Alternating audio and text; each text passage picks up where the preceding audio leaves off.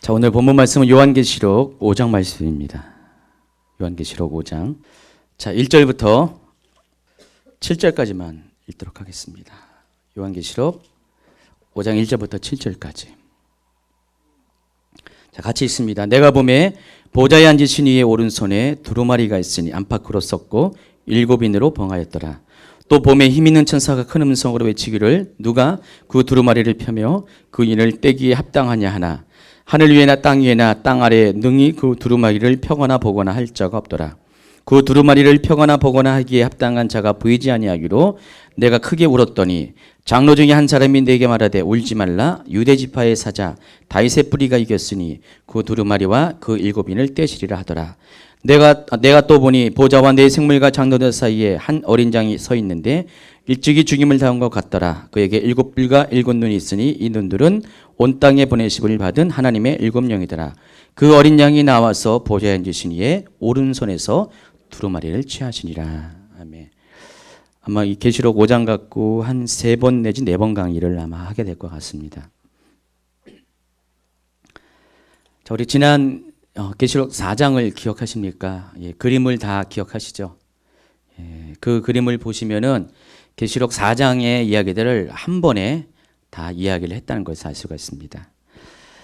요한계시록이 그동안 해석이 어려운 여러 가지 이유 중에 하나가 제가 요한계시록 개간을 이야기하면서 말씀드렸는데 하나님께서 요한에게 환상으로 보여줬어요. 그림이나 동영상으로 보여줬는데 이것을 글로 표현하자니 굉장히 어렵습니다. 그렇죠?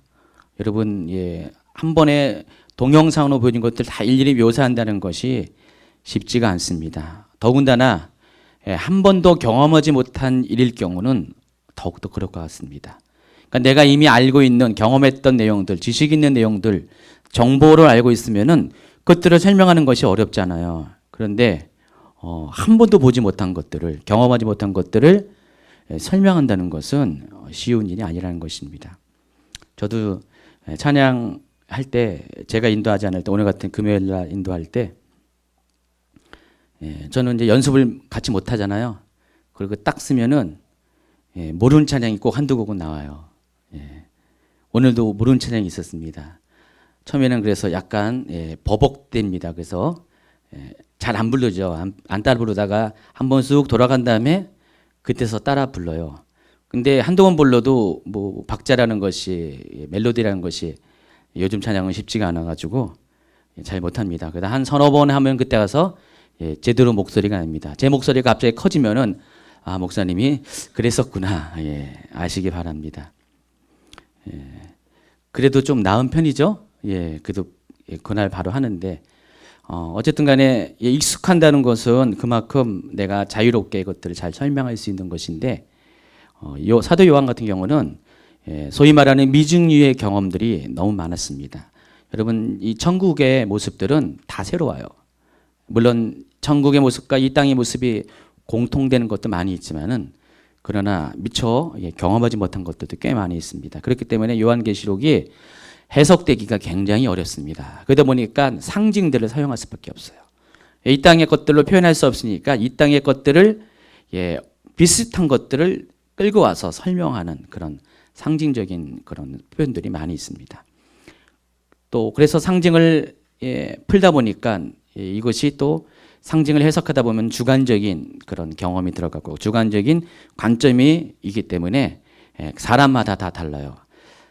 제가 최근에 아주 이렇게 두꺼운 책을 선물 받았어요. 요한계시록에 관한 아주 유명한 어느 목사님이 쓴 책 중에 하나를 어느 분이 보내오셔가지고 지금 읽고 있습니다. 한 100페이지 정도 읽을 때까지는 별로 이렇게 크게 이렇게 저랑 이렇게 부딪히는 게 없었는데 좀 지나가니까 그때부터 역시나 생각이 견해가다는 것들이 많이 나와요.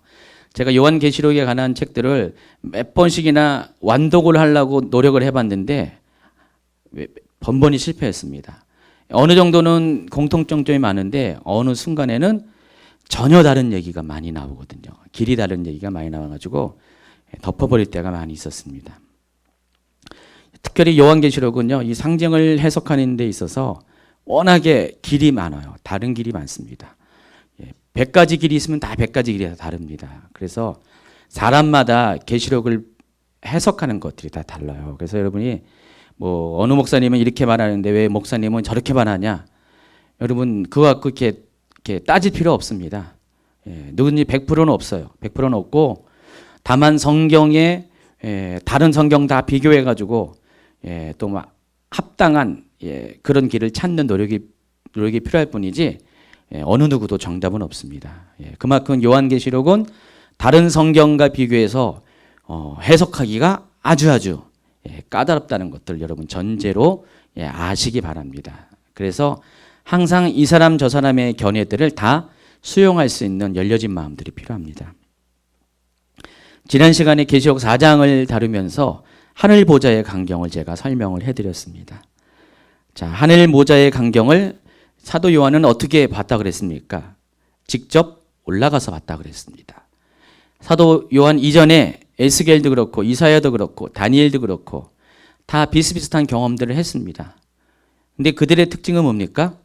하늘 보좌에 올라가서 본 것이 아니었다 그랬습니다. 성경에 하늘 보좌에 올라가서 하늘의 보좌의 광경을 본 사람이 또 있죠. 바울이었습니다. 근데 바울은 아쉽게도 구체적인 설명들을 안 했어요. 언급을 안 했습니다. 자기한테 자랑이 될까봐 뭐 알쏭달쏭하게 그 사람이 난지 다른 사람인지를 그렇게 애매모호하게 표현하면서 구체적인 얘기들을 하지 않았습니다. 사도 바울이 좀 하늘 보좌의 광경을 이야기했으면 좀 도움이 될 텐데 아쉽게도 이 땅에서 열려진 하늘문을 통해서 삐끔 본 사람들의 이야기들만이 실려져 있습니다. 그러다 보니까 요한계시록보다 더 구체적으로 더 정확하게 하늘 보좌의 광경을 묘사한 책은 없습니다. 그래서 여러분 이제 요한계시록이 거의 정답에 가깝게 보셔도 될 것 같습니다. 그래서 이 요한이 본 하늘의 보좌의 모습은 그림에 있는 그 모습입니다. 다 보셨죠? 그 모습입니다. 그래도 제가 좀 다시 한번 설명을 해드리면요. 하나님 보좌가 있습니다. 하나님 보좌를 사도 요한은 무엇으로 표현했습니까? 보석에서 나온 색으로 표현했죠. 빛으로 표현했습니다. 그래서 이사야와 또 에스겔과 그 요한계시록을 제가 비교해서 설명을 해드렸어요. 근데 약간의 차이도 있지만은 거의 공통적인 이야기를 하고 있습니다. 두 개 다 빛으로 표현했습니다. 무슨 빛이었죠? 거기 4장에 나오죠. 무슨 빛이었습니까? 앉으신 모양이 벽옥과 홍보석이라고 그랬습니다. 그렇죠? 벽옥이 뭐였죠? 한글로? 뭐였죠? 사파이어였나요? 뭐였죠? 다이아몬드? 역시 기억력이 좋으신 분. 다이아몬드였습니다. 그리고 홍보석은 사파이어. 그리고 무지개가 있어요. 보좌에 들렸는데 그 모양이 녹보석 뭐라고 했어요? 에메랄드. 그렇게 표현했습니다. 그러니까 사도 요한의 입장에서는 하나님이 빛이시기 때문에 그 에스겔에 표현한 것처럼 사람 모양과 같은 형상이 있는 것은 맞는데 그것을 정확하게 볼 수가 없었어요. 왜냐하면 빛이 너무 강하기 때문에. 보좌의 빛이 너무 강하기 때문에 그냥 보좌에 앉은 이가 있다는 것은 아는데 그 모양을 사도 요한은 형용할 수가 없습니다. 그러나 더 멀리서 본, 땅 밑에서 본 에스겔은 그것을 좀 더 이렇게 사람 모양 같다, 형상 같다고 표현할 수가 있었습니다. 그래서 이 사도 요한은 보좌에 앉으시니 곧 하나님의 모습을 이렇게 보석으로 표현을 했습니다. 그래서 천국에는 해와 달과 별이 필요 없다고 그랬죠. 광명이 필요 없다고 그랬습니다. 왜냐하면 하나님이 비치는 빛이 되셨기 때문에 그 빛이 천국을 다 비춘다고 말씀했습니다.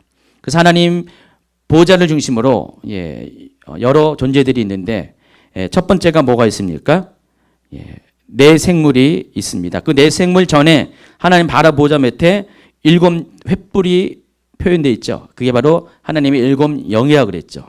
그리고 그 7 횃불 앞쪽에 네 생물이 있는데 이 네 생물은 네 개의 모양으로 되어 있습니다. 형태로 되어 있는데 첫 번째가 뭡니까? 사람, 두 번, 사자, 맨 처음에 잘 보입니까? 사자, 송아지, 사람, 그리고 독수리입니다. 예, 네 생물로 표현되어 있습니다. 그래서 이 네 생물이 어떤 짐승을 말하는 것이 아니라 스랍 천사를 말한다는 것을 우리가 이사야의 환상을 통해서 우리가 매칭해서 우리가 확인할 수 있었습니다. 그리고 그 주위에 24장로들이 포진해 있습니다. 그리고 또 한 가지가 있었는데 그 앞에 뭐가 있습니까? 유리바다가 있습니다. 지난 시간에 유리바다 했나요? 지난 시간에 유리바다는 안 나왔습니다. 4절에는 4장에는 유리바다가 안 나왔습니다. 오늘 이 5장에서 유리바다가 등장합니다.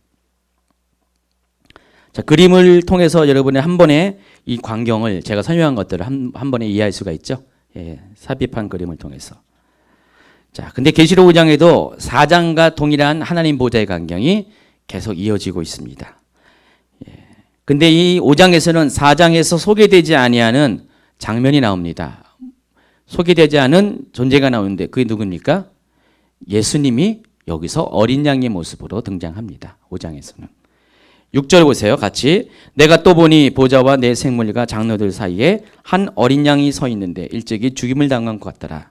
그에게 7뿔과 7눈이 있으니 이 눈들은 온 땅에 보내심을 받은 하나님의 7영이더라. 그러니까 4장에는 등장하지 않았던 또 한 분이 등장하는데 그분이 어린 양의 그런 모습으로 묘사된 예수님이 등장합니다. 그리고 또 한 가지 특징은 계시록 4장이 하늘 보좌의 광경을 넓게 스케치했다면은 지금 계시록 5장은요. 그것을 점점 카메라가 앵글이 어떻게 됩니까?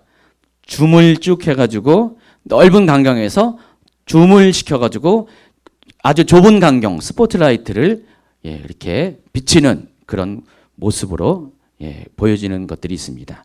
그래서 이 광대상이 이렇게 넓게 있었잖아요. 아까 찬양할 때. 나중에 보시면 찬양할 때 넓게 있어가지고 강대산도 보이고 의자도 보이고 다 보였었어요. 스피커도 보이고. 근데 점점 이것이 줌을 해가지고 땡겨가지고 이런 것들은 다 안 보이고 저만 지금 보이고 있어요. 설교자만 보이고 있습니다. 자, 이것처럼 지금 이 장면도 5장도 그런 장면이에요. 천상의 모습 가운데 줌을 해가지고 하나님 보좌 가까이를 더 붙이고 특히 무엇을 줌인했습니까? 하나님 오른손. 하나님의 오른손을 줌인했습니다. 그리고 이 하나님의 오른손을 잘 봤더니 하나님 오른손에 뭐가 있습니까? 그림이 나와 있죠? 뭐가 있습니까? 이게 하나님 오른손이래요. 누가 그려놨습니다. 손을 묘사하니까 뭐 손을 묘사할 수밖에 없죠. 그래서 하나님 보좌가 있고 하나님 보좌에 앉으시니 그 하나님의 오른손이 더 이렇게 스포트라이트 됐고 이 오른손을 봤더니 오른손에 책이 있다는 것입니다. 두루마리가 있다는 것입니다. 두루마리가 이렇게 들려져 있는데 이 두루마리를 자세히 봤더니 7개의 봉인이 되어 있다는 것을 볼 수가 있습니다.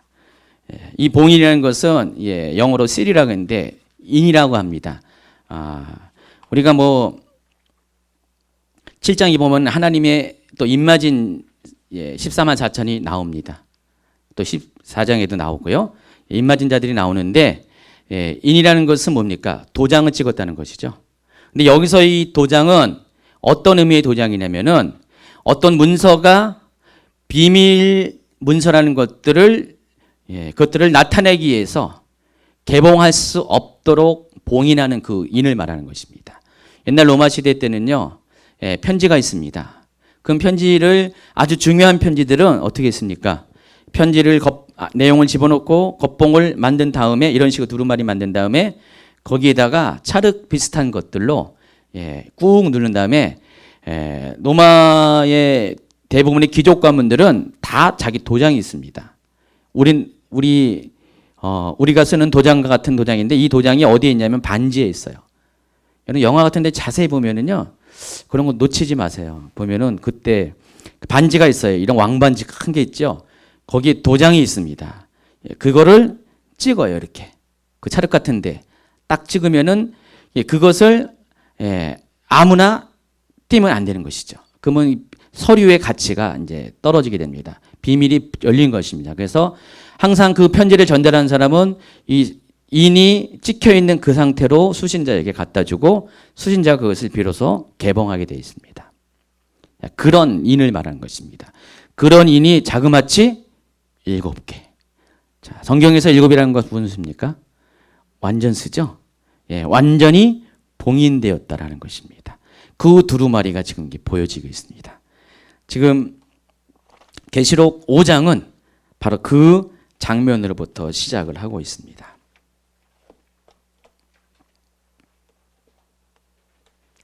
자, 그렇다면 과연 이 7인으로 봉인된 두루마리, 쉽게 말하면 책은 어떤 것인가? 또 하나님은 왜 그것을 7인으로 봉인을 하셨는가에 대한 질문을 통해서 오늘 말씀을 좀 풀어가야 될 것 같습니다. 굉장히 이것이 의미를 아는 것이 중요하기 때문입니다. 자, 먼저 결론부터 내립니다.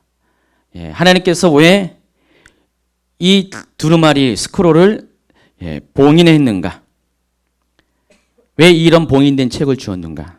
그것은 간단합니다. 이 봉인된 책의 내용 때문에 그렇습니다. 아주 기밀 문서이기 때문에요. 아주 특급 비밀, 1급도 아니라 특급 비밀이 실려져 있기 때문에. 그럼 과연 그 특급 비밀의 내용이 뭘까요? 결론부터 내리냐면은 이 특급 비밀의 내용은 마지막 때 하나님께서 이 세상을 어떻게 심판하시고 어떻게 구원하신가를 그 모든 시나리오를 적은 책이기 때문에 그래요. 어떻게 이 일들이 이루어질 것인가. 마지막 때 하나님께서 이 세상을 어떻게 이끌어 가시고 심판하시고 어떻게 하나님 나라를 이 땅 가운데 세울 것인가에 대한 모든 세세한 그런 시나리오를, 계획서를 기록한 책이라는 것입니다. 그렇기 때문에 이 책은 당연히 특급 비밀이죠. 사람들이 알아서도 안 되고요. 마귀도 알아서 안 되고요. 천사도 알아서는 안 됩니다. 오직 하나님만, 하나님 자신만이 알아야 될 특급 비밀이라는 것입니다. 이 비밀이 새 나가면 안 되죠. 미리 이 때가 오기 전에 새 나가면 하나님의 계획이 흩어지기 때문에 하나님은 이것을 봉인을 하셨다는 것입니다. 그리고 하나님 오른손에 굳건히 붙잡고 계세요. 감히 어느 누가 하나님 오른손에 있는 걸 뺏어갈 수 있습니까? 뺏어갈 수 있어요? 뺏어갈 수 있어요? 못 뺏어가죠. 그래서 아무나 이것을 취할 수 없도록 하나님이 오른손으로 친히 붙잡고 천사한테 맡기지도 않고 친히 붙잡고 그것도 7개의 봉인으로 딱 인을 쳐가지고 아무도 건드리지 못하도록 이것들을 붙잡고 계셨다는 것입니다. 너무나 중요한 마지막 때 일어날 일들에 대한 기록을 담고 있기 때문에 그렇다는 것입니다. 그리고 이 책이 열려야 비로소 하나님의 심판이 진행이 됩니다. 그래서 이것은 굉장히 중요한 것이에요. 중요한 것 중에서 아주 중요한 것이기 때문에 하나님께서 봉인하셨고 친히 오른손으로 붙잡고 계시다는 것입니다. 오늘 책들을 많이 소개할 건데 그 중에서 이제 계시록 10장에 나오는 또 책이 하나가 있습니다. 이 책은 펴놓은 작은 두루마리라고 나와 있죠. 10장 2절에 보세요. 1절부터 보세요. 내가 떠보니 힘센 다른 천사가 구름을 입고 하늘에서 내려오는데 그 머리 위에 무지개가 있고 그 얼굴에는 해 같고 그 발은 불기둥 같으며 그 손에는 펴놓은 작은 두루마리 들고 그 오른발은 바다를 밟고 왼발은 땅을 밟고 있다 그랬습니다. 그때 가서 자세히 설명하겠지만은 성경에는 천사들이 굉장히 많이 나옵니다. 근데 일반적인 천사라 표현하지 않고 힘센 천사라고 이야기할 때는 힘센 천사가 가지는 의미가 있다는 것이죠. 한마디로 힘이 셉니다. 그만큼 이 힘센 천사라는 것은 어떤 권위가 있어요. 영적인 권위가 있고 힘센 천사가 등장하는 장면들을 잘 보면은 아주 중요한 사건, 계시록 중에서도 아주 중요한 사건이 있을 때만 힘센 천사가 등장해요. 그러니까 자그마한 일은 그냥 일반적인 천사를 통해서 하나님이 일을 처리한다는 것이죠. 그런 아주 중요한 사건일 경우는 계시록을 잘 보세요. 힘센 천사가 등장합니다. 그 계시록 10장에 힘센 천사가 등장했다. 이 계시록 10장은 굉장히 중요한 사건이 벌어졌다는 것을 알 수가 있습니다. 계시록 5장에서의 두루마리는 하나님이 직접 오른손으로 7인을 쳐서 직접 붙들고 계셨어요. 아무나 건들지 못하게. 그런데 10장에 나오는 이 책은 어떻게 됩니까? 힘센 천사가 갖고 왔는데, 계시 5장에 나와 있는 하나님 오른손의 두루마기랑은 약간 달라요. 뭡니까? 작은 두루마리라고 했습니다. 그리고 뭐랍니까? 열려진 두루마리라고 했습니다. 의미가 다르다는 것이죠. 비교가 될 수가 있어요. 그래서 이 5장에 있는 책은 그만큼 이 10장과 비교해서 아주 중요하고도 중요한 책이라는 것을 우리가 알 수 있습니다. 그 내용이 이 세상의 심판에 관한 내용을 기록한 바로 시나리오이기 때문에 굉장히 중요하다는 것을 여러분이 아시기 바랍니다. 자, 본격적으로 책들을 소개합니다. 근데 하나님 보좌에는요, 책이 여러 권이 있어요. 제가 성경에서 찾아보니까 5종류의 책이 있습니다. 하나님 보좌에는. 책이 참 많아요, 이렇게. 하나님 보좌에는 책이 많아요. 제 책상에다 항상 책이 널려져 있는데, 그 책이 5종류의 책이 있습니다. 하나님 보좌에. 나중에 여러분 하나님 보좌에 가시거든요. 좀 확인한 다음에 저한테 좀 알려주세요. 거기까지 보는 사람들 아주 특별한 분인데, 보면 천국의 대부분 분들은 하나님 보좌까지는 가지 못하고 천국 체험하는 분들은 그냥 천국의 일반적인 시티만, 천국의 광경들만 잘 구경하고 오시는 것 같습니다. 그래서 거기 보면은 뭐 성경의 인물들을 만나고 또 이렇게 아주 힘센 천사가 아니라 일반적인 천사도 만나고 그렇게 하는데 하나님 보좌까지 이렇게 경험한 분들은 이렇게 극히 드문 것 같아요. 그래서 보좌에 가신 분들은 혹시 이렇게 알려주시면 제가 참고를 많이 하겠습니다. 그래도 이상한 얘기 하면은 제가 거짓이라는 거 압니다. 왜냐하면 성경에 딱 5종류의 책이 소개되기 있기 때문에 하나님 보좌에는. 첫 번째 책이 뭡니까? 생명책입니다. 생명의 책, The Book of Life라고 써 있습니다. 생명의 책, 소유격이 되어 있기 때문에 생명의 책이라고 우리가 이렇게 읽으면 됩니다.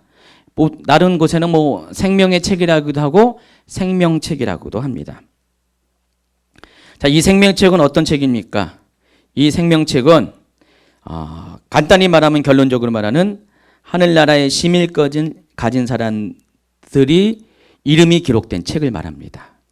하늘나라는 아무나 들어간 것이 아니죠. 하늘나라는 시민권이 있어요. 여러분 보세요.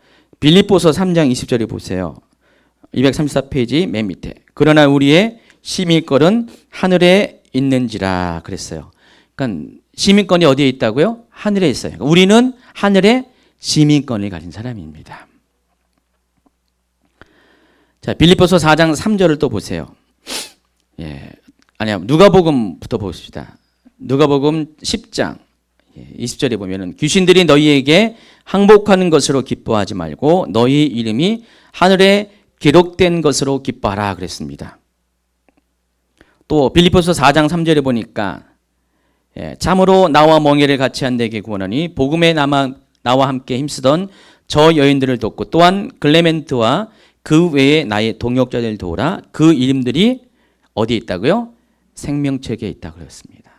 그러니까 하나님 보호자에 있는 그 생명책에 여러 이름들이 기록이 되어 있는데 이 책은 바로 그 사람들의 이름이 누구라고요? 하늘의 시민이라는 그 시민권을 표현한 시민의 권리를 표현한 그런 책이라는 것입니다. 실제로 하늘에 가면은 하나님 보좌에 가면은 구원받을 자에 대한 명단이 있답니다. 그래서 여러분이 생명책이 있는지 하늘 보좌에 하나님 앞에 구원받을 자의 명단에 있는지를 나중에 여러분이 하나님 나라에 가면은 제일 먼저 확인하는 것이 그거예요. 딱 왔습니다. 왔는데 다 찾아봐가지고 구보경 있으면 다행인데 구보에는 있는데 만약에 구보경은 없다. 큰일 납니다. 큰일 납니다. 저 같은 사람은 헷갈리죠. 저는 김규효인데 아마도 그냥 아무나 부르지 못하게 아버지가 아무나 감히 부를 수 없는 아주 희한한 발음을 주셨는데 이중 다 모음이 다 그렇잖아요. 제 이름을 제대로 처음부터 부른 사람도 없더라고요. 지금도 김규호 목사님, 김기호 목사님, 최은양 목사님도 최은양 목사님, 최은영 목사님 막 그러는데, 예. 최은양도 필요 없고 최은영도 필요 없습니다. 최은향이 있어야 됩니다. 김규호가 있어도 안 됩니다. 김규효가 있어야 됩니다. 예. 그러니까 여러분이 정확한 이름이 하늘나라에 가면 생명책에 기록이 되어 있습니다. 그래서 천국을 갈 수 있는 자, 천국을 들어갈 수 있는 자의 명단을 적은 것이 그것입니다. 예, 우리 어딘가요? 그 7교회 이야기하면서 어느 교회 얘기했나? 예, 버가모 교회 얘기했죠. 계시록 2장 17절에 보니까 귀 있는 자는 성령이 교회들에게 하시는 말씀을 들을지어다. 이기는 그에게는 내가 감추었던 만나를 주고 또 흰 돌을 줄 터인데 그 돌 위에 새 이름을 기록한 것이 있나니 받는 자밖에는 그 이름을 알 사람이 없느니라. 제가 이 얘기를 하면서 버가모 교회에게 예수님이 말씀하실 때 이기는 자가 받는 그 상급에 대해서 뭐라고 했습니까?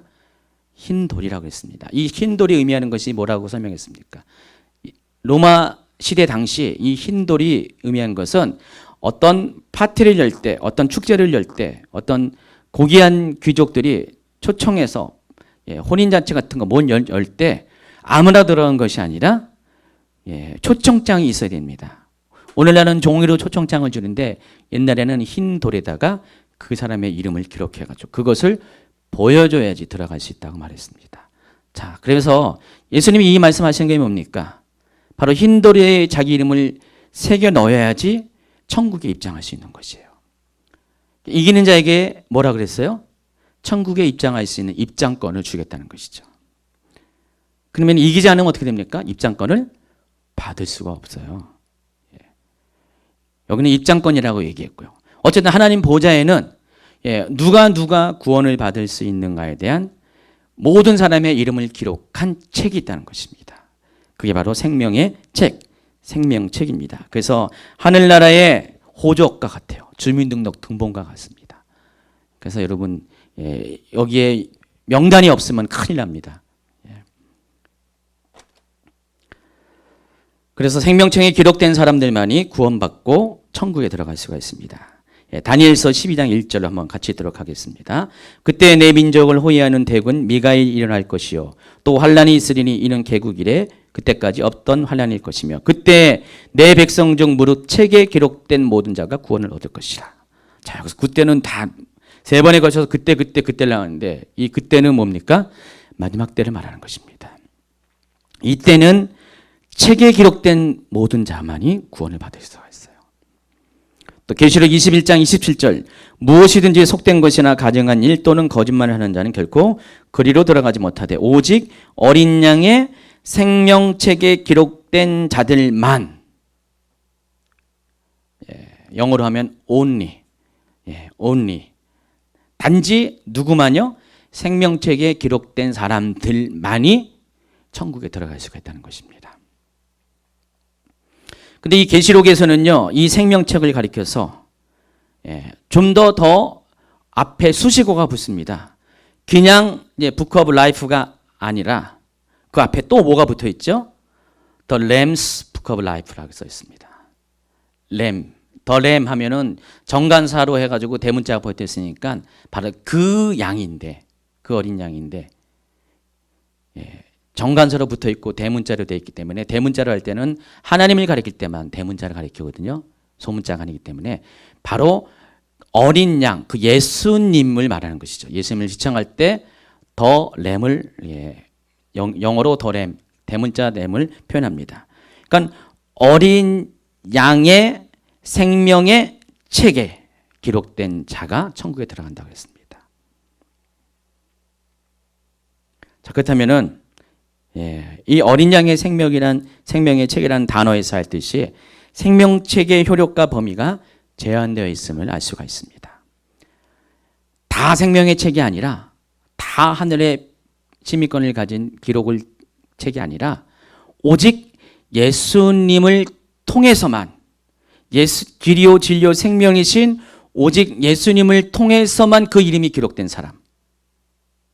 다른 것이 아닙니다. 부처나 마호메트가 아닙니다. 오직 예수님을 통해서만 그 이름이 기록된, 어린 양을 통해서만 이름이 기록된 사람들만이 천국에 들어갈 수가 있습니다. 그래서 사람들이 여기도 그리스도가 있다, 저기도 그리스도가 있다. 여러분 다 틀린 말입니다.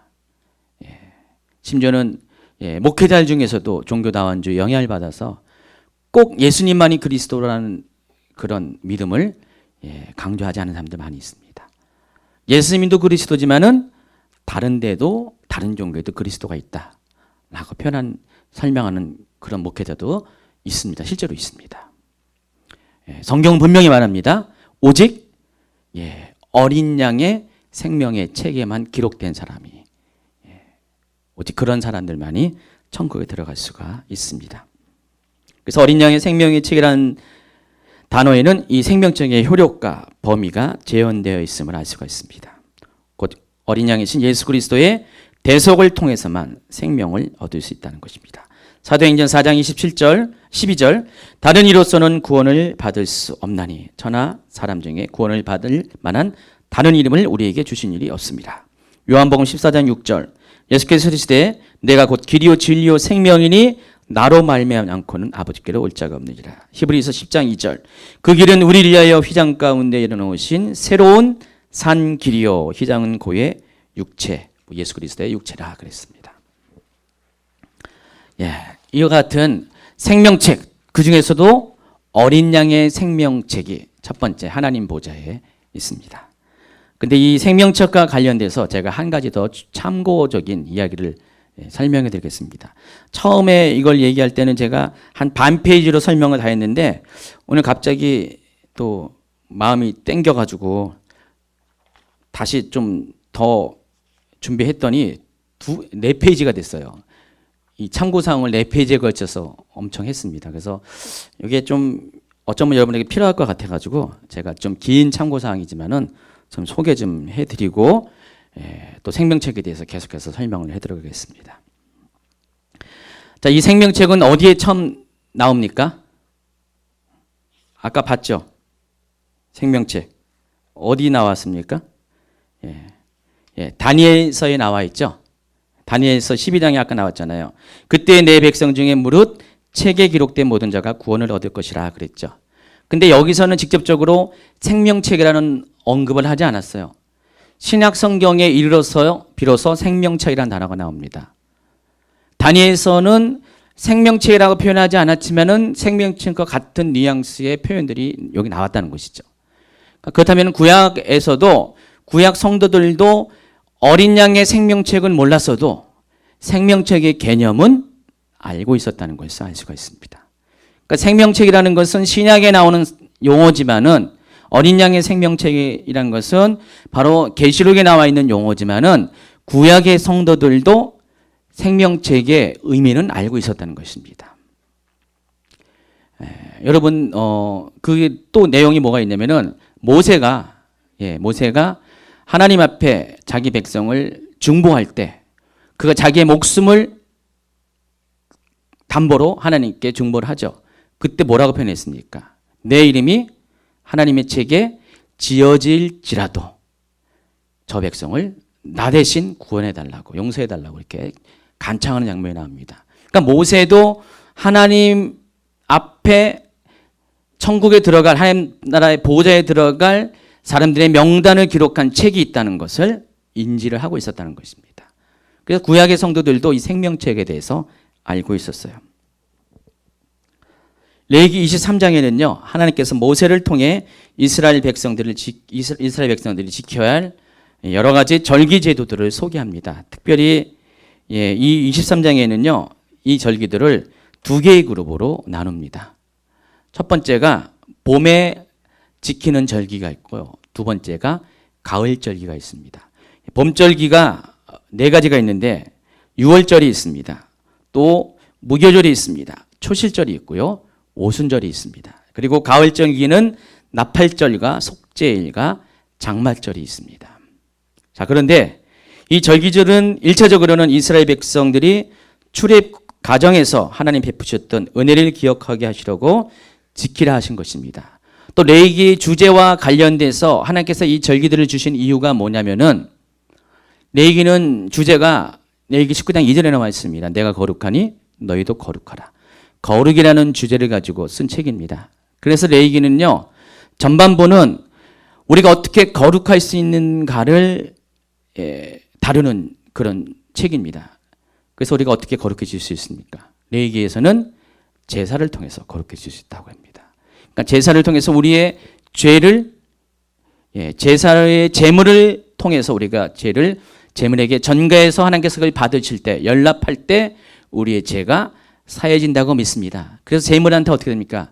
제주가, 그러니까 제사를 드린 사람이 어떻게 됩니까? 제물에게 머리에 소가 있으면 안수를 해가지고 자기의 모든 죄를 전가시키죠.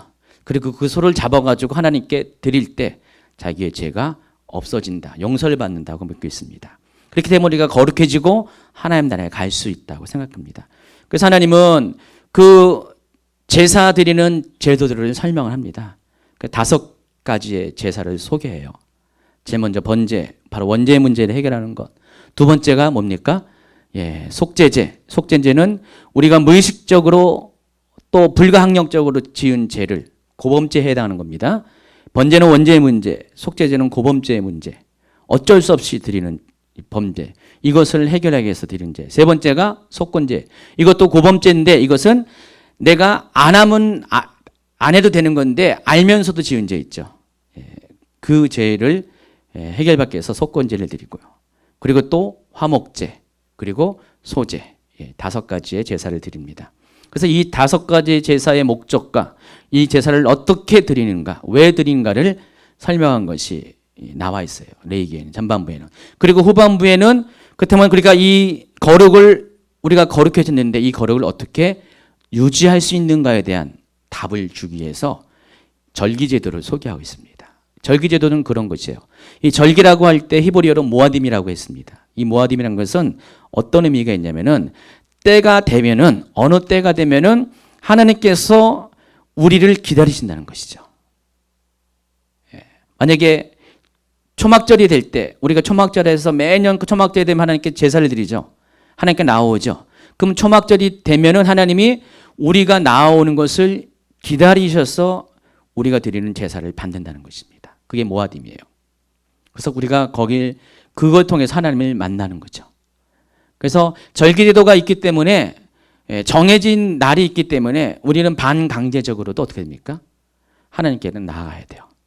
앞에 있는 이 5가지의 제사는 필요에 의해서 가는 거잖아요. 제사를 드리는 거잖아요. 근데 절기제도를 통해서 반강제적으로, 의무적으로, 율법적이라도 가야 돼요.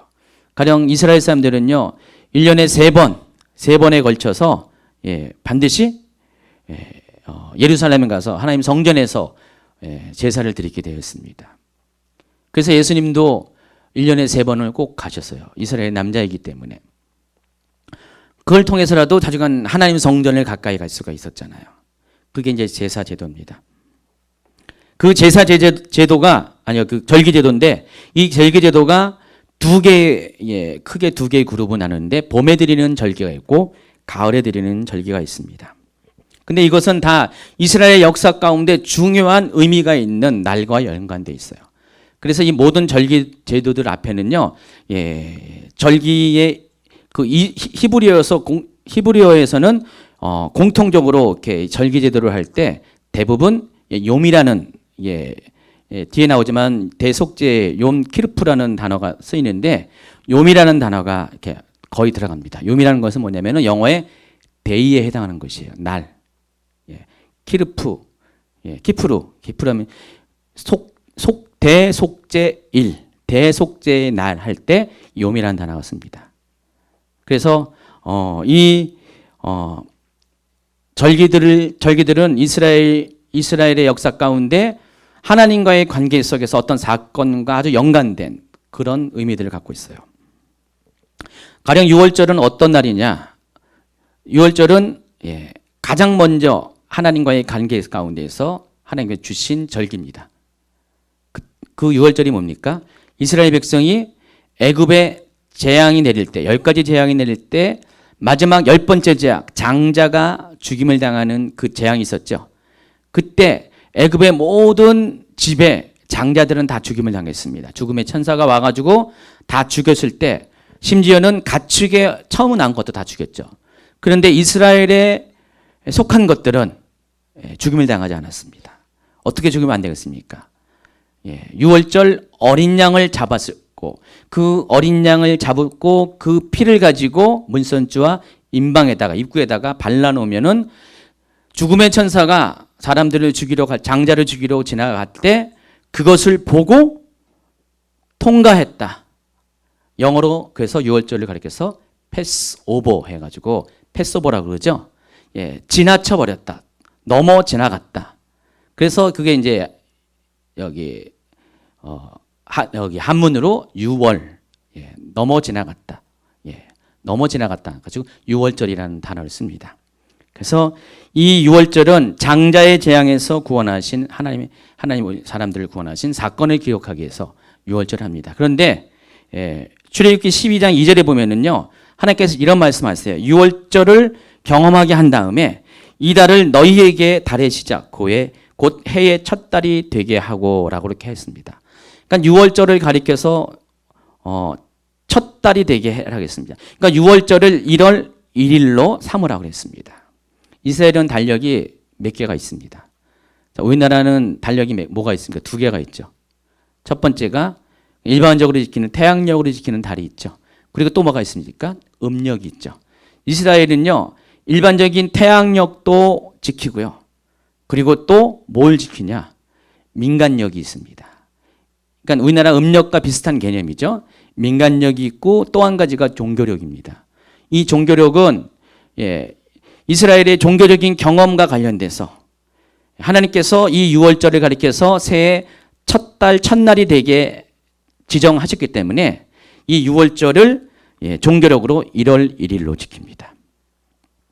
유월절은 태양력으로 따진다면은 보통 3월 말 전으로 해서 유월절이 시작됩니다. 3월 말, 4월 초까지 갈 수가 있겠죠. 유월절은 그렇습니다.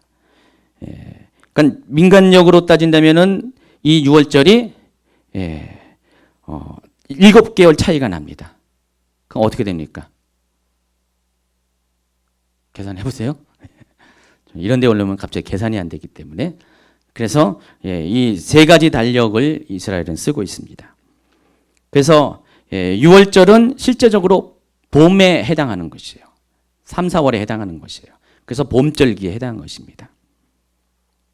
또 오순절이 있습니다. 오순절은 시내산에서 십계명을 주시고 언약의 백성으로 삼아주신 사건입니다. 그러니까 이스라엘 사람들이 십계명을 받는 날이 바로 오순절날 받았어요. 시내산에서. 그리고 오순절날 신약 성경에서 뭐가 있습니까? 성령께서 강림하셨죠. 자, 말씀은 누구십니까? 예수님이시죠. 이스라엘 백성이 광야 가운데서 말씀을 받은 그 날과 또 초대교회 성도들이 성령님을 받은 그 날이 같은 날입니다. 오순절 날입니다. 장막절은 또 어떤 날입니까? 광야 40년 동안 하나님이 함께 하시고 보호하고 지켜주신 사건을 기념하는 절기가 장막절입니다.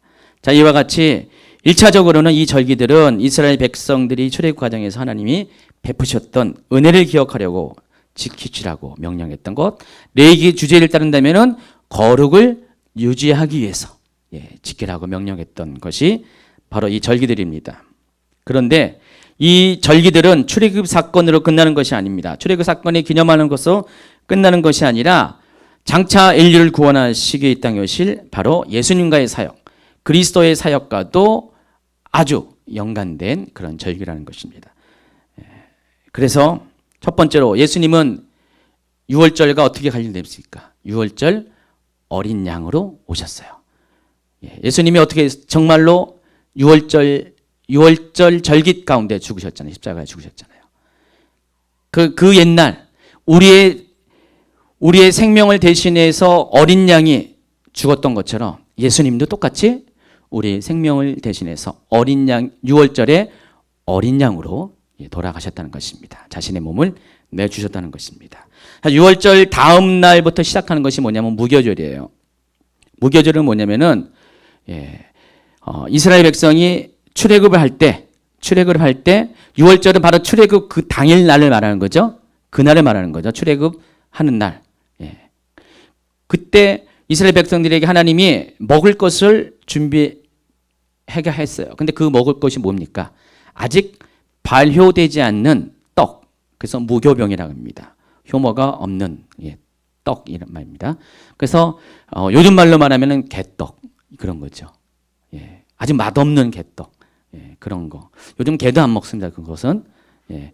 그것을 준비해 가지고 가서 일주일 동안을 아직 만나가 내리기 전에 만나를 하나님께서 하늘에서 공급하기 전에 그 짧은 기간 동안에 먹게 하기 위해서 왜 무교병을 줬을 것 같아요? 잘 생각해 보세요. 하나님이 이유가 있습니다. 꼭 영적인 의미를 안 따지더라도요. 발효된 떡을 가지면 어떻게 됩니까? 쉬어버리잖아요. 발효된 떡을 가지면 쉬잖아요.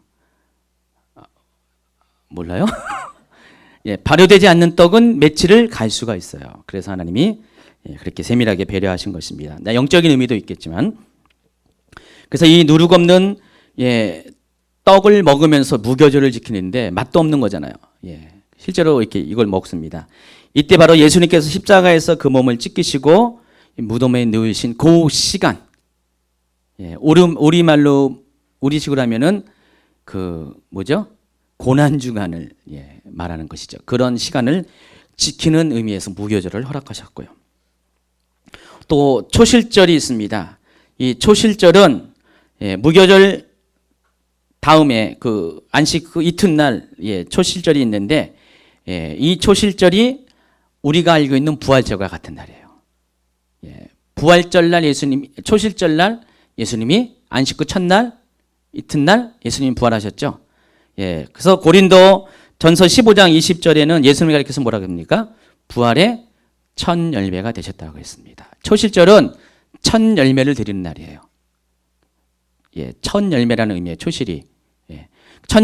첫 번째 열매가 맺혀지면 우리가 하나님께 갖다 드려야 돼요. 얼마 전에 어느 분이 계란 요만한 거를 아주 귀여운 계란 요만한 걸 갖고 있어.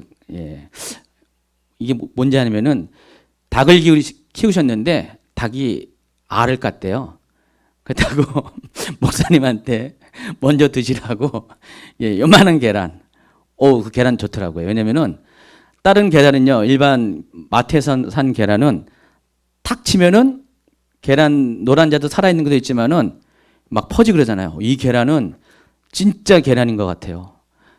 아니, 탱탱하게 떨어뜨려도 노란자가 퍼지지 않고 그 형태가 그대로 유지되면서 노란자도 똑같아요. 흰자만 작지. 그래서 살아있는 계란은 다르긴 다르다. 하지만 첫 번째 여기 닭이 알을 낳아서 이렇게 생산된 계란을 갖고 오셨어요. 그래서 아주 감사히 맛있게 먹었습니다. 바로 그거예요. 소실절이라는 것은 우리가 첫 번째 농사를 지을 때 난 걸 가지고 하나님께 제물을 가지고 이렇게 제사를 드리는 그 절기가 초실절입니다. 그래서 예수님은 첫 열매로서 하나님께 드려졌어요. 부활의 첫 열매제. 그래서 예수님과 관련되어 있습니다. 그리고 보리의 수확을 드리는 초실절로부터 50일을 계산하시면은요, 그때가 오순절이란 것은 순이란 것은 열흘을 가리키는 거거든요. 열흘이 5번 지나간 그 날을 오순절이라고 합니다. 자, 이때 오순절 날 뭐가 있냐면은 밀수확을 한다고 합니다. 밀수확. 그러니까 농경과 관련된 절기죠. 그리고 이 오순절 날 아까 얘기했듯이 모세가 시내산에서 십계명을 받았고 또 신약성경에서는 성령이 강림해서 교회가 탄생한 날이기도 합니다. 자, 이처럼 이스라엘 백성들에게는 봄에 지키는 4개의 절기가 있어요. 다시 한번요. 6월절, 무교절, 초실절, 오순절. 그래서 이 6월절이 종교력으로 1월 1일입니다. 민간력으로는 3월 달이고요.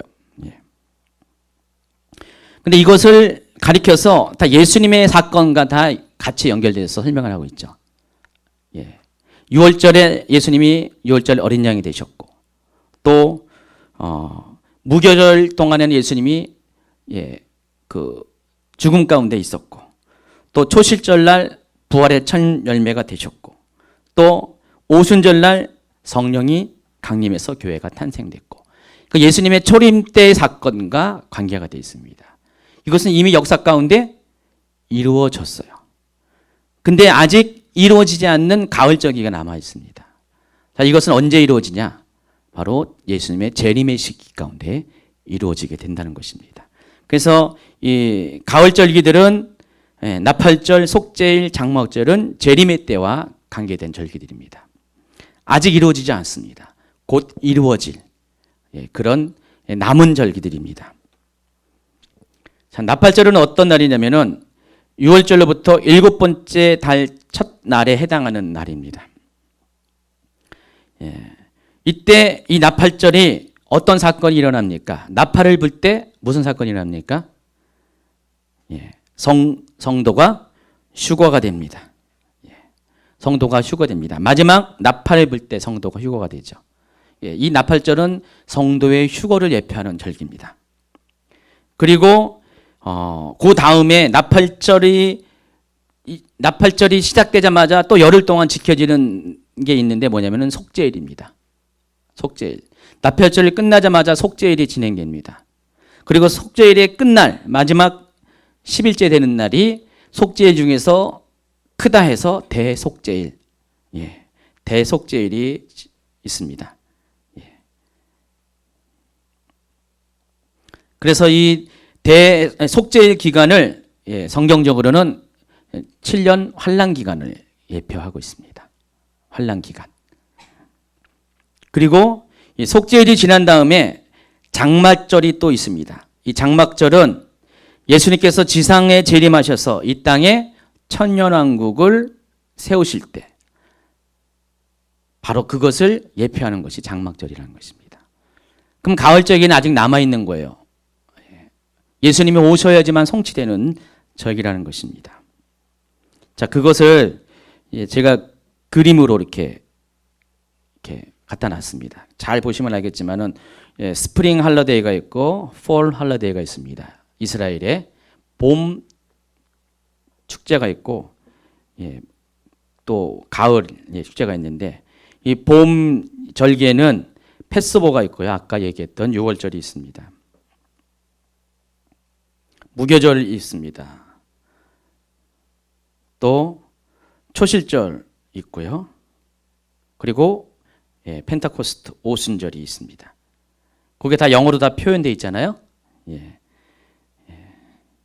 영어로 표현해서 6월절에는 예수님이 죽었고, 또 무교절에는 예수님이 장사됐고, 또 초실절에는 부활하셨고, 그리고 오순절날은 성령이 임했다. 이게 영어로 다 표현되어 있습니다. 여기에 날짜, 기간까지 다 나와 있죠. 그리고 가을절기에 나팔절, 트럼펫이라고 나와 있죠. 나팔절이 있고, 또 그 중간에 속죄일이 있고 대속죄일이 있고 또 장막절이 있습니다. 이게 또 다른 절기도 있지만은 이스라엘 절기 중에서 가장 중요한 절기들입니다. 이것이 다 예수님의 구원 사건과 다 연결이 되고 있습니다. 원래는 이거 지난 강의는 제가 안 했는데 이번에 새로 집어넣습니다. 자, 이런 어떤 전체 그림을 통해서 이런 전제를 가지고 오늘 아까 생명책이라는 주제를 다루고 있기 때문에 생명책과 관련된 이야기를 다루고자 합니다. 자, 나팔절은 민간적으로 유대인의 신년을 말합니다. 아까 종교력으로 어떤 날이 신년이라고 했어요? 6월절이 신년이라고 했죠. 출애굽기 12장 2절에서 하나님께서 뭐라고 했어요? 이 날을 새 첫날로 삼으라 했기 때문에. 그래서 종교적인 의미에서 6월절이 1월 1일이에요. 근데 그 6월절은 봄 기간 가운데 있어요. 자, 그런데 이 나팔절은 봄이 아니라 가을입니다. 가을을 여는 9월에서 10월 사이 정확한 날짜가 없어요. 이거는 그때 다 해마다 다 달라요. 그래서 이 나팔절은 가을을 시작하는 그런 날이기도 합니다. 그래서 이 나팔절을 가리켜서 로스 하샤나라는 단어를 씁니다. 이것은 해의 머리라는 뜻입니다. 근데 히브리어의 공식적인 명칭은 욤 테루아라는 단어를 사용합니다. 237페이지 아직 안 끝났어요. 아까 얘기했듯이 여기서 욤은 나를 의미하고 테루아라는 단어는 전장의 소리, 경계경보, 환희의 소리, 기쁨의 큰 소리, 또 나팔 소리를 의미합니다. 이것이 다 성경과 관련된 단어들이에요. 예. 여러분 여리고성을 이렇게 함락시킬 때 7번째 날 어떻게 했습니까? 나팔을 불면서 함성을 불렸죠. 그때 그 나팔 소리를 가리켜서 테루아라고 하는 것이죠.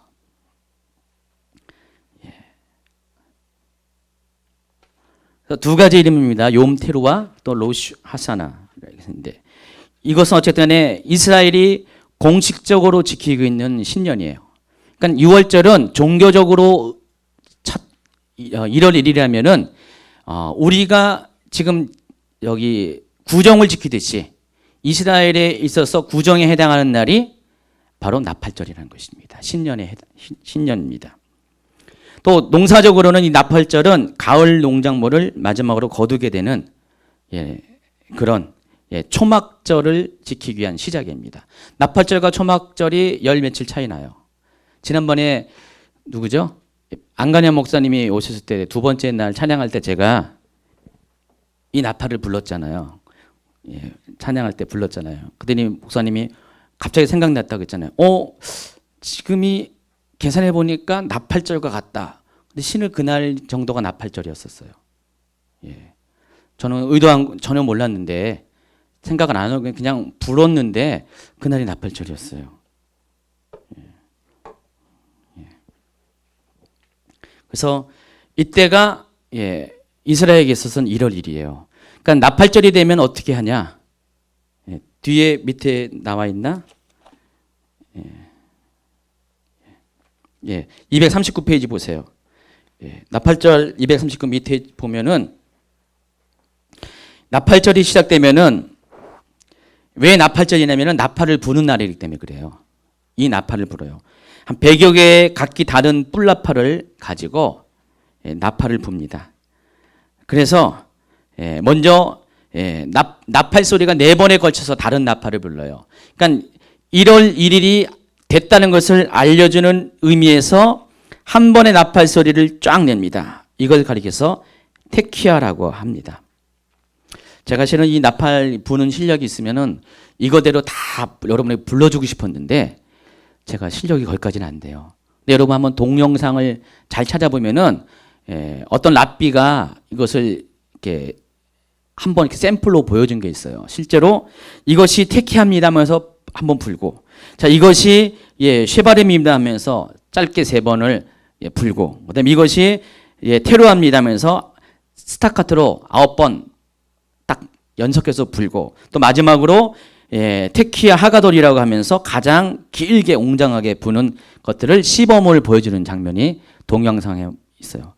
실제로 한번 보세요. 그러면은 나팔절날 그 제사장들이 이같이 똑같이 나팔을 불면은 이 나팔 소리를 듣고 사람들은 신년이 시작됐구나, 그것을 아는 것이에요. 새해 첫날 여러분 뭐가 있습니까? 보신각, 종을 치잖아요. 큰 종을 치는 것처럼 이스라엘 사람들은 종 대신 이 나팔을 붑니다. 어쨌든 한번 잘 못 보지만 한번 불어보겠습니다. 이게 절대로 안 쉬운 겁니다. 평소에 연습해야 되는데 그때만 해가지고.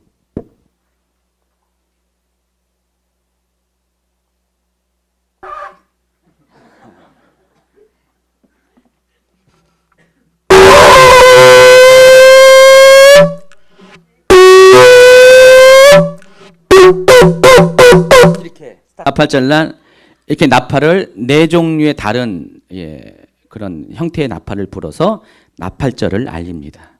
그래서 이제 나팔절이라는 이름이 있는 거예요. 근데 원래는 로샤샤나 또는 뭐라고 했어요? 욤 테루아라는 단어, 여기 용어를 씁니다. 계속해서 238페이지 다시 갑니다. 오른쪽 그림에 보니까 제사장들이 나팔을 부는 장면이 나오죠. 음각 그림으로 나옵니다. 레위기 23장 24절에 보세요. 이스라엘 자손에게 말하여 이르라, 7째 달 곧 그 달 첫날. 7째 달이라는 것은 무슨 달입니까? 종교력으로 6월절부터 7번째 되는 달. 그럼 3월 말에서 7번째 되는 달이 대충 어떻게 됩니까? 10월 정도 되겠죠. 예, 그 달 너희에게 쉬는 날이 될지는 이는 나팔을 불어 기념할 달이요 성회라 그랬습니다. 예. 그래서 이 나팔절이 있은 다음에 열흘이 지나는 날이 대속죄일이에요. 대속죄일입니다. 욤 키르프라고 합니다. 자, 이 날은 어떤 날이냐면은 한번 보세요. 23장 27절 시작. 일곱째 달 여름날은 속죄일이니 너희는 성회를 열고 스스로 괴롭게 하며 여호와께 화제를 드리고 이날에는 어떤 일도 하지 말 것은 너희를 위하여 너희 하나님 여호와 앞에 속죄할 속죄일이 되니라. 이날에 스스로 괴롭게 하지 아니한 자는 그 백성 중에서 끊어질 것이라. 자, 이 날이 뒤에 쭉 이렇게 보면 알겠지만은 나머지 이제 것들은 이제 좀 읽어보시고요. 이날이 이제 이스라엘 사람들에게 어떤 의미가 있냐면요. 바로 이날부터, 그러니까 나팔절이 부러지는 이날부터 욤 키푸르가 되는 그날까지 약 열흘 기간 동안에 영적인 세계에서 하나님 나라에서 어떤 일이 일어나냐. 아주 그것이 중요한 것이죠. 자, 나팔이 부러지는 그날부터 영적인 세계에서는 하늘 보좌에서 어떤 일이 생기냐면은 바로 하나님 보좌의 책들이 열린다는 것이죠. 하나님 보좌에 닫혀져 있던 책들이 열립니다. 열리고 이 열흘 기간 동안에 이 사람들이 스스로 괴력하면서 회개를 하고 속죄를 하는 그것을 통해서 무슨 일이 일어나냐? 하나님이 회개하는 자들을 보시고 그 이름들을 그 책에다가 기록을 합니다. 너 회개하고 있네 하면서 우리 정현주 집사님 보니까 회개하고 있네요. 이름을 잘 썼습니다. 보니까 이미연 집사님도 회개하고 있네. 다 적습니다. 그러니까 열흘 동안에 이 적는 기간이 일어난다는 것입니다. 그리고 열흘이 딱 지나면 어떻게 됩니까? 이 책이 닫혀져요. 그럼 더 이상 쓰고 싶어도 쓸 수가 없어요. 기록을 하고 싶어도 기록을 할 수가 없습니다. 무슨 의미가 있을 것 같아요? 우리가 이 가을 절기가 예수님의 재림과 관련됐다고 했죠. 자, 예수님의 재림과 관련해서 이 속죄일은 어떤 의미라고 그랬습니까? 7년 환란의 시기라고 그랬어요. 이 속죄일이 지난 다음에 곧바로 이어지는 게 뭐라고 했어요? 초막절, 장막절입니다. 그게 뭐예요? 천년왕국입니다. 그러면 천년왕국은 환란 후에 있어질 천년 동안에 예수님이 왕의 권세로 왕과 같은 권세를 가진 사람들과 함께 새로운 하나님의 나라를 다스리는 또 혼인잔치와 같은 신혼과 같은 그런 기간이라고 했잖아요. 그래서 그 기간이 되면은 이미 천국에 들어갔던 사람들은 다 들어가고 이제 문이 닫히는 거예요. 그래서 아직 7년의 기간 동안은 시간이 남아있는 거예요. 그 기간 동안 어떻게 됩니까? 천국에 들어가기 위해서 평상시 주님 앞에 서지 못했고 회개하지 못했고 자신의 죄를 여전히 갖고 있었지만 이제는 하나님 앞에 회개하고 용서를 구하고 하나님 앞에 다시 나아가는 그 시간이 바로 이 시간이라는 것이에요. 이 책이 열려져 있는 기간 동안에. 그러니까 이스라엘 사람들은 생명책이라는 그런 단어는 몰랐어도 그들이 이 기간 동안에 하나님 앞에 회개하는 의미는 뭔지 알았다는 것이죠. 이때 회개를 통해서 구원을 받는다는 그런 신앙이 있었다는 것입니다. 그래서 이스라엘 사람들은 이것들을 알고 있었어요. 그래서 절기 가운데서 이것을 지켰다는 것입니다. 그 토라 말고 미시나라는 토라를 더 해석했던 책이 있습니다. 보통 성경에서는 장로들의 유전, 장로들의 전통이라고 이야기하는 책들이 있습니다. 미시나라는 여기서 탈무드가 더 나온 건데 이 미시나에는 바로 이런 내용들이 기록이 되어 있어요. 그래서 이 나팔절 축제 날에 어떤 것을 하냐면은 유대인들은 상징적으로 여기에 생명책이 있다고 두고요.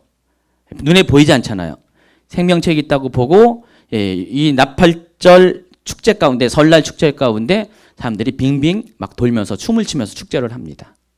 그리고 사람 덕담을 나눕니다. 생명책에 이름이 기록되고 임봉되기를 기원합니다. 우리에게 예배 가운데 제가 인사 나누도록 하잖아요. 오늘 주님이 평강하게 임하십시오. 서로 인사하세요. 하나님이 당신을 사랑합니다. 이렇게 서로 강제로 인사시키잖아요, 제가. 여러분 잘 따라하잖아요.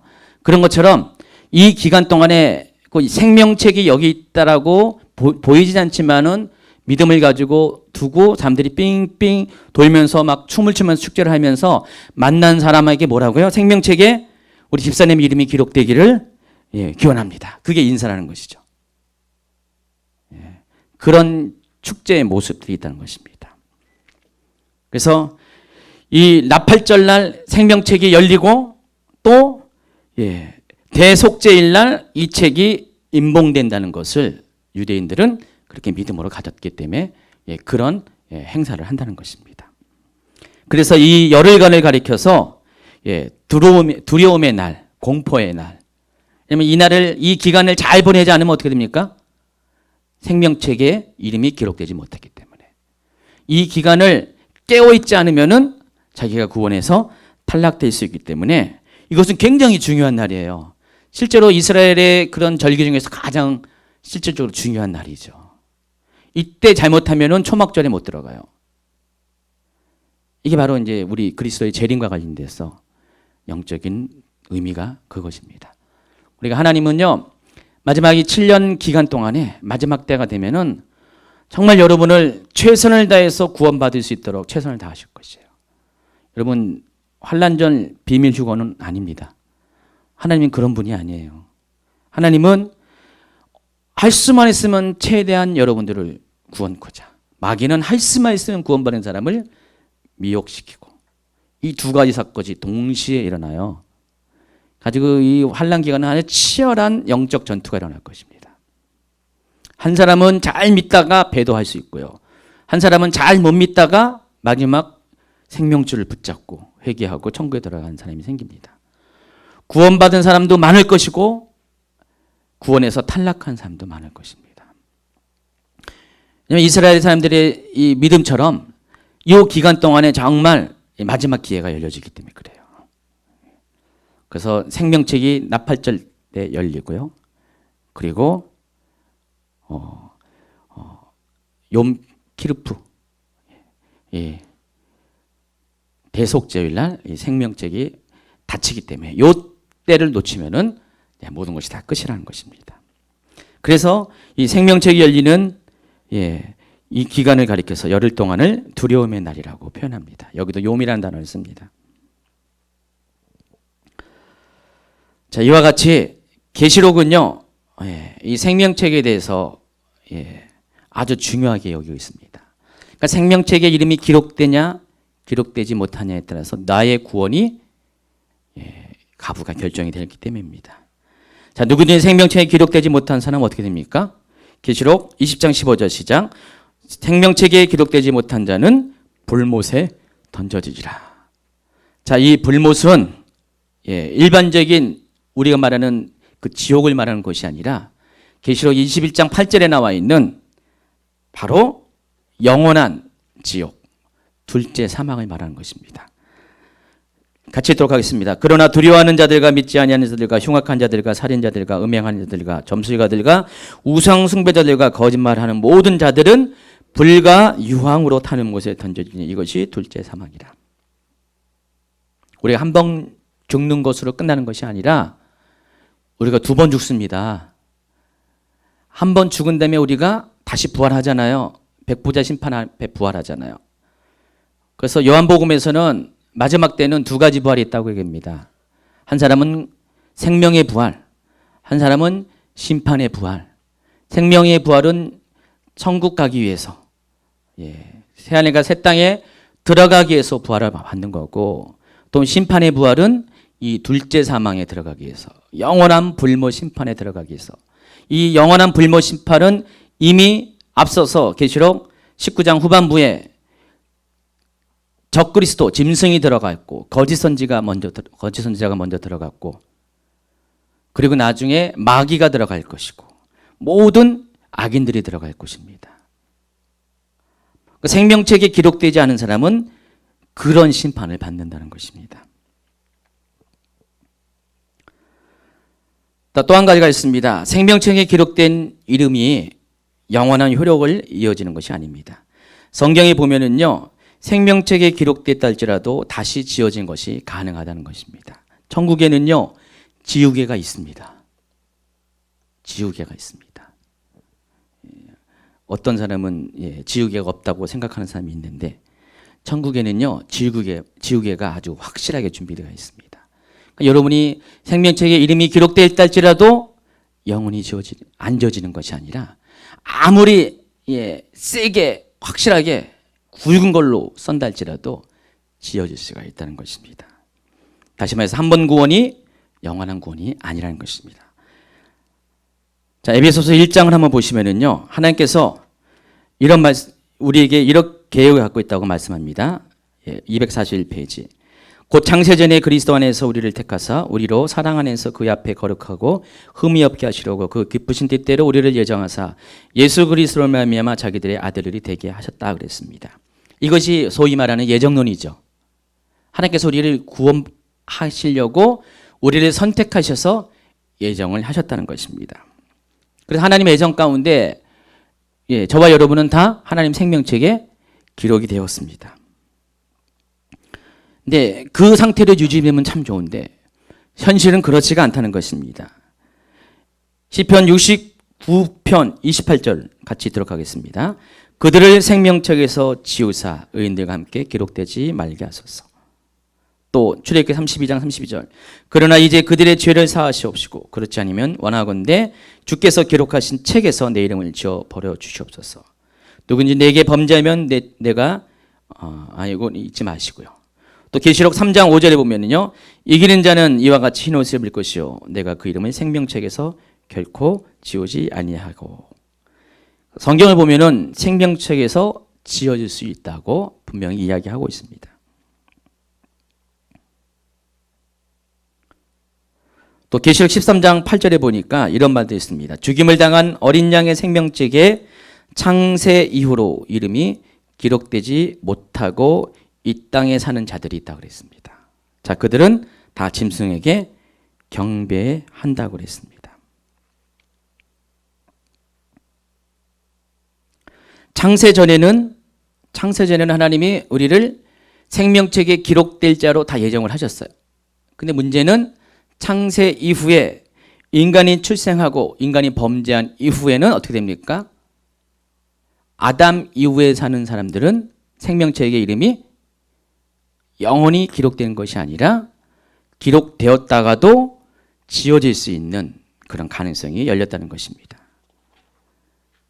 그렇기 때문에 예수님이 이들을 구원하고자 이 땅에 오셨고 예수님을 믿는 사람들은 생명책에 기록이 됩니다. 그러나 또 예수님을 믿었다고 할지라도 예수님을 믿는 믿음 안에서 하나님 뜻대로 살지 않으면은 출애굽기 32장 33절에면 누구든지 내게 범죄하면 하나님 말씀이죠. 내가 내 책에서 그를 지워버리라. 이 지워지는 대상이 될 수가 있다는 것입니다. 고린도서 10장에 보시면은 사도 바울이 광야에서 멸망받은 이스라엘 백성들을 거울로 소개하면서 그들이 원래 어떻게 됩니까? 유월절을 경험해가지고 어떻게 됐습니까? 지금 광야 가운데서 가나안 땅을 향하여 가고 있었죠. 근데 그들 중에 그러니까 유월절을 다 경험했어요. 예수님 십자가의 사건을 경험했는데 그들 중에 더러는 뭐라고 했어요? 하나님 앞에 기뻐하지 않은 행동을 함으로써 광야 가운데서 멸망을 당한 사람이 있다고 그랬습니다. 여기서 네 종류의 사람을 설명합니다. 7절에서 보면은 우상 숭배하는 사람, 8절에서 보면은 음행하는 사람, 9절은 시험하는 사람, 10절은 원망하는 사람. 이 네 종류의 사람들이 광야 가운데서 멸망을 당했습니다. 가나안 땅에 들어가지 못했습니다. 다시 말해서 장막절을 경험하지 못했다는 것입니다. 천년왕국에 들어가지 못했다고 했습니다. 그런 자들이 있다는 것입니다. 자, 이들이 어디에 들어가냐? 나중에 보면은 계시록 21장 8절에 보세요. 두려워하는 자들, 믿지 않는 자들, 흉악한 자들, 살인자들, 음행하는 자들, 점술가들, 우상 숭배하는 자들, 거짓말하는 자들. 자, 이들이 고린도전서 10장에 있는 내용들과 또 매치가 됩니다. 고린도전서 10장에서의 사도 바울의 경고는 그렇습니다. 출애굽 사건 가운데서 광야 가운데서 멸망을 당한 사람들의 기록이 있는 이유는, 이런 사건이 있는 이유는 11절에 봅니까? 그들에게 일어난 이런 일은 본보기가 되고 또한 말세를 만난 우리를 깨우치기 위하여 기록됐다 그랬습니다. 그러니까 마지막 때에 있는 저와 여러분을 위해서 기록이 됐다는 것입니다. 그렇기 때문에 여러분이 우상 숭배하잖아요. 음행하잖아요. 하나님을 시험하고 원망하면은 여러분이 지금 받은 한 번 구원받은 그 구원이 잃어버리게 된다는 것입니다. 요한계시록에 나와 있는 7교회의 모습을 쭉 보면은요, 대부분의 공통점이 뭐가 있습니까? 그들은 다 당시의 소아시아 교회 가운데 공통적으로 엄습했던 그런 어떤 그 핍박들, 박해들을 통과하고 있는 교회들이었어요. 근데 문제는 이들이 그것들을 잘 이긴 것 같은데 각각의 교회마다 여러 가지 문제들이 생깁니다. 근데 그 중에서 가장 두드러진 게 뭐냐면 음행과 우상 숭배였어요. 그렇죠? 각 교회마다 당한 형편들이 다 그랬어요. 각 교회마다 그 도시마다 있는 그런 그리스 그 헬라의 신들과 또 황제를 숭배하는 그런 것들에 의해서 이들이 자꾸만 배도하고 음행하는 일들이 많아졌습니다. 지금 예수님은 교회의 그런 것들을 지적하면서 너희들이 그런 모습을 가지고 있으면 하나님 나라에 들어가지 못한다. 이기는 자가 될 수 없다. 설명을 이렇게 경고를 하십니다. 즉 여기 나온 것과 별 차이가 없어요. 그러니까 마지막 때 우리를, 저와 여러분을 가장 공격하는, 시험하는, 미혹하는 그런 여러분, 그래서 배도하게 만드는 그 원인이 바로 우상 숭배하고 음행이라는 것입니다. 이미 이런 것들이 지금 우리 가운데 시작이 되고 있습니다. 많은 분들이 배도의 길로 가고 있어요. 하나님이 아닌 다른 것을 하나님이라고 인정하는 사람들이 많아지고 있고요. 음행 가운데 빠지고 있습니다. 최근에 제가 개인적으로, 저희 교회 성도는 아닌데 개인적으로 듣는 어떤 상담들을 보면은 아주 기가 막혀요. 여러분에게 다 이렇게 전달하기 민망한 이야기들이 너무 많이 있습니다.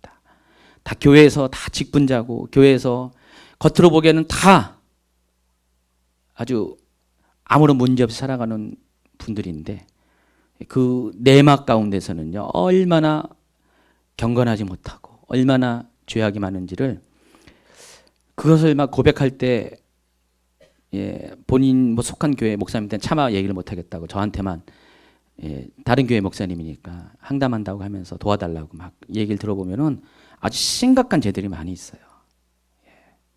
음행의 이야기, 뭐 여러 가지 많이 있습니다. 그게 뭐 교회 밖에 있는 사람이 말한 게 아니라 교회 안에 있는 뭐 집사, 권사, 장로 이런 분들이 막 이렇게 이런 일의 행각들을 많이 들읍니다. 깜짝 놀랐어요. 그런 일이 있을까? 근데 그런 일이 있더라고요. 근데 이런 일들이 앞으로 교회 가운데 많이 생겨나게 된다는 것입니다. 가면 갈수록. 그래서 교회가 점점 정결하지 못한 사람들의 무리와 또 반대로 정결한 삶을 살려고 하는, 애쓰려고 하는 사람들의 무리들로 점점 나눠지게 될 것이에요. 이 모든 것이 다 나눠지는 때가 되면 어떻게 되냐? 주님이 다시 오시죠. 그리고 양과 염소를 갈라놓은 그 상태에서 양은 어떻게 됩니까? 하나님 나라로, 염소는 바깥 어두운 데로 쫓아내는 그런 일들을 허락하신다는 것입니다. 오늘은 이제 여기까지 합니다. 요한일서 1장 8절 9절을 한번 읽도록 하겠습니다. 만일 우리가 죄가 없다고 말하면 스스로 속이고 또 진리가 우리 속에 있지 아니할 것이요 만일 우리가 우리 죄를 자백하면 그는 미쁘시고 의로사 우리 죄를 사하시며 우리를 모든 불의에서 깨끗하게 하실 것이요. 자, 중요한 것은 우리가 아무리 음행하고 우상 숭배하고 원망하고 시험한다 할지라도 그것이 과거의 우리의 모습이고 현재의 우리의 모습이라 할지라도 아직은 우리에게 기회가 있어요. 아직은 생명책, 열려진 생명책이 아직은 닫힌 시기가 아니라는 것입니다. 그러나 곧 그 책이 닫혀지는 시기가 올 것입니다. 더 이상 회개하고 싶어도 그 회개를 받아줄 수 없는 그런 시기가 온다는 것입니다. 더 이상 우리가 돌이키고 싶어도 돌이킬 수 있는 방법이 없는 시기가 온다는 것입니다. 그때 가서 후회해도 소용없습니다. 그때 가서 하나님, 내가 예전에 미처 몰랐습니다. 후회해도 소용없습니다. 그때가 되기 전에 하나님은 우리가 죄를 자백하면은 미쁘시고 의롭기 때문에 우리 죄를 사하시고 모든 불의에서 지금도 깨끗하게 하신다는 것입니다. 과거에만 그런 것이 아니라 주님의 날이 장막절이 오기 전까지는, 대속죄일이 오기 전까지는 하나님은 그 시간들을 우리에게 허락하십니다. 그래서 여러분, 이 나머진 시간 동안 우리가 해야 될 것은 두려움의 시간을 보내야 돼요. 이 10일 기간 동안이 아주 두려운 시간입니다. 내 이름이 하나님의 생명책에서 지워지지 아니할까. 여러분, 실은 전전긍긍해야 됩니다. 두려움을 가지고 하나님, 내가 정말 내 이름이 생명책에 지워지지 않도록 내가 정말 우상숭배하지 않고 음행하지 않고 원망하지 않고 또 하나님을 시험하지 않고 또 21장 8절에 나와 있는 그런 여러 가지 사람들의 모습대로 살지 않고, 그래서 하나님 앞에 경건한 삶을 삶으로 인해서 장막절의 축제에 같이 참여하는 자가 되길 원합니다. 여러분, 그렇게 나아가기 바랍니다. 오늘 이 시간 오늘 할 것들 반밖에 못했지만은 이 생명책과 관련돼서 생명책에 여러분의 모든 이름이 이미 기록되었지만은 결코 다시는 지워지지 아니하는, 또 만약에 기록되지 않았다고 확신이 없는 사람일지라도 하나님이 오늘 이후로 내가 하나님 앞에 생명책에 기록되는 삶을 살기로 결단합니다. 나아가면서 여러분 생명책에 이름이 기록되길 위해서 하나님 앞에 결단하고 죄를 고백하고 은혜 가운데 나아갈 수 있는 저와 여러분 되기를 예수님을 축원합니다.